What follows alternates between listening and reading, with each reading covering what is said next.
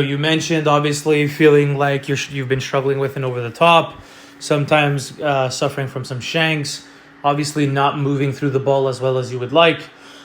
These things are all interrelated.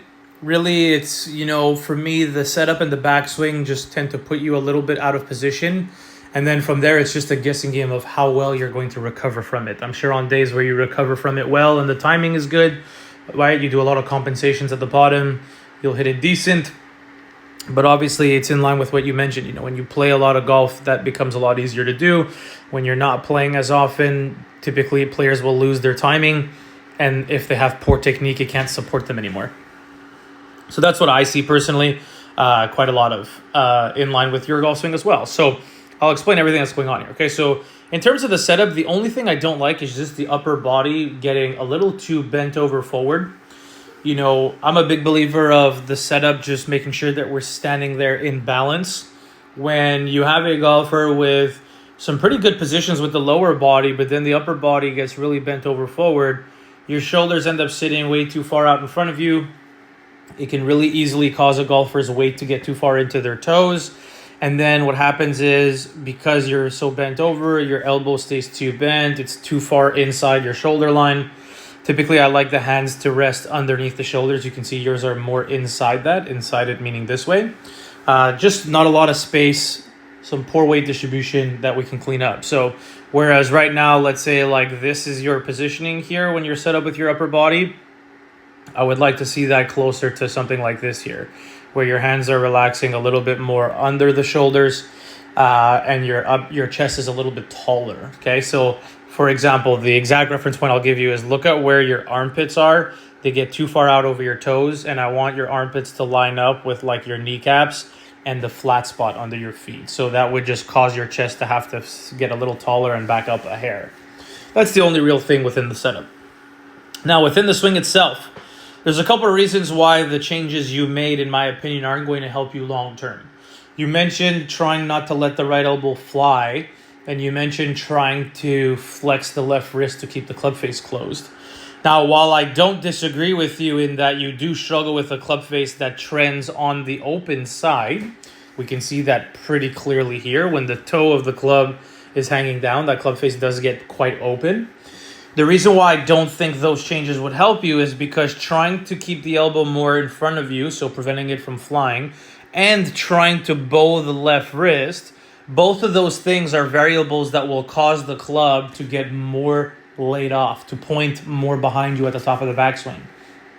Now, my concern is you are somebody whose club alignment already is very laid off near the top of the backswing here. It's already pointing too far behind you. So a big reason your shaft actually gets over the top, believe it or not, and I'll show you this visually on camera, is because of the fact that your club is already pointing too far behind you at the top.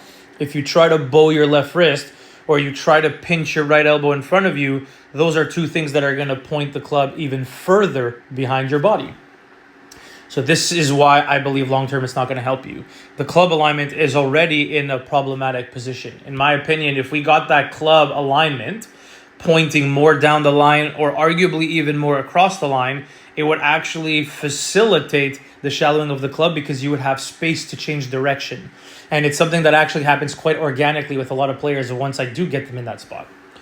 The second thing that's creating problems for you, other than the alignment of the club at the top, is the hands not getting behind you enough. Meaning your left arm gets up above your shoulder plane here and your hands never get far enough behind you at the top of the backswing. So whereas right now, this would be your hands and your club alignment, I ideally long-term would love to see your hands more like over the heels of your feet, so a little bit further behind you, and the club alignment actually pointing a little bit more down the line or across. If we changed your arm structure and club position to match those elements, you would be amazed at how fast we would shallow the club.